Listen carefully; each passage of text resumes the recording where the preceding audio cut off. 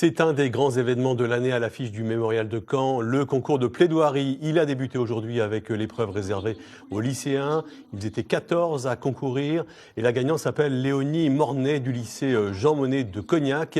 Elle est récompensée pour une plaidoirie sur le harcèlement dont sont victimes les femmes dans la rue. Alors nous avons voulu savoir comment ces jeunes avaient été notés. Salima Zegaï et Maëlène Nicolas ont suivi le jury en plein travail. L'éloquence compte énormément. J'imagine, Mais c'est plaidoirie quand on même. ne sélectionne pas que sur l'éloquence. Les plaidoiries n'ont pas encore commencé, mais à l'abri des regards, les membres du jury travaillent déjà.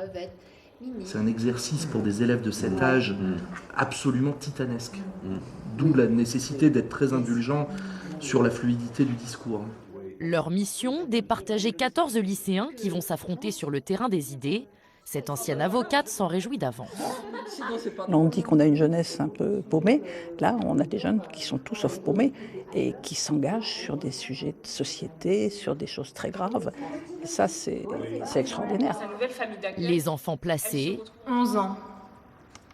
C'est l'âge auquel on a découvert Méline, pendue dans son foyer de l'Oise. Le harcèlement de rue ou encore l'invisibilité des femmes en Afghanistan. Sans visage et maintenant sans voix, étouffées sous leur cagoule. Elles sont parties bien loin, les hirondelles de Kaboul. Autant de sujets complexes dont s'emparent courageusement ces lycéens devant leur père et le regard attentif de la présidente du jury, Annick Cogent. Le niveau me semble époustouflant, réellement, bluffant. Je pense qu'ils ont 17 ans en moyenne. J'essaie de penser à mes propres 17 ans. Mon Dieu, réellement, c'est fascinant.